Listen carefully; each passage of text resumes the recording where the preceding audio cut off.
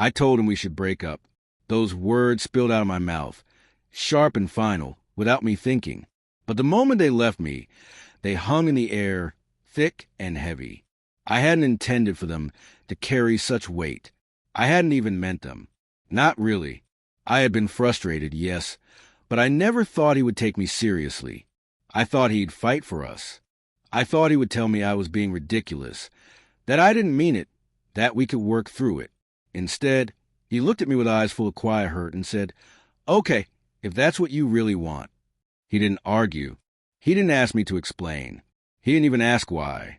It was as if he had already known, deep down, that it was coming, that the cracks had been there all along. But I didn't know that. I didn't understand it then. I had been frustrated with him. Frustrated with how we had drifted apart. Frustrated with how I felt alone in a relationship that was supposed to make me feel safe. I didn't know how to communicate that. I didn't know how to ask for more. Instead, I let my emotions explode. And when they did, they tore everything apart. He had always been my constant, my safe place. But somewhere along the way, I stopped seeing him that way. And when I realized that, it hurt more than I wanted to admit. But I pushed him away before he could see how much I was hurting. A week passed after that night. A week filled with silence. The kind of silence that presses down on you until it's all you can hear. I expected him to reach out. I expected him to say something, to ask for another chance, to try to fix things. I kept waiting for the moment when I could apologize, when he would understand that I didn't mean it. But nothing came. And then, one afternoon, I saw it. I was scrolling through social media, my mind still consumed by the emptiness of the past week. And there it was, a picture of him smiling, standing next to someone else. Someone new. She was holding his hand, her head resting gently on his shoulder as they stood in front of a park. The caption was simple, "Excited for what's to come." I froze. My heart dropped. The air left my lungs. I hadn't realized, not until that moment, how much I had still been holding on to him, still waiting for him to come back to me, even after everything I said. And here he was, moving on, finding someone else, someone who, it seemed, made him happy in a way I hadn't been able to. I should have been happy for him. If I truly loved him, truly wanted the best for him, I should have been glad that he had found someone who could give him what I couldn't. But that's not what I felt. All I felt was regret. Crushing, suffocating regret. I couldn't stop wondering if I had been the reason he left, if I had pushed him away with my careless words. That night, I couldn't sleep. I kept thinking about all the moments we had shared, our late-night talks, the way he could always make me laugh, the way he held me when I felt like I was falling apart.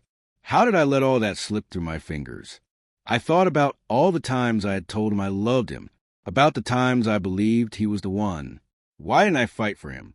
Why didn't I tell him what was really going on inside me? Instead, I let fear and frustration speak for me, and they destroyed what I didn't know how to fix. The next few days were a blur. I tried to focus on work, on friends, on anything that could keep me from thinking too much. But every time I stopped, I thought of him. And every time I thought of him, I thought of her, the girl in the picture, the one smiling beside him, the one who had taken my place in a life I thought I had forever. I kept telling myself that I had to let him go, that I had to accept he was moving on, that he deserved someone who could love him the way he deserved to be loved.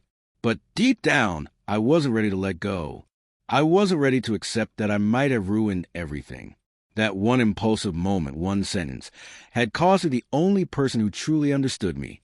I tried to call him, twice, but each time, I couldn't bring myself to go through with it. I knew I needed to apologize. I knew I needed to tell him how sorry I was, how much I regretted what I'd said, but I was terrified that it was too late, that the damage was done. I started wondering how easy it had been for him to move on. Maybe he'd been waiting for me to push him away, so he wouldn't have to be the one to leave. Maybe he was relieved. Maybe he had finally run out of reasons to keep trying. Maybe he had simply gotten tired of loving someone who didn't know how to be loved anymore. But it didn't really matter, because no matter how much I wondered, no matter how much I wanted to rewind, I couldn't change the past. I couldn't take back the words. I couldn't undo the hurt. All I could do now was sit with it, sit with the mistake. sit with the silence.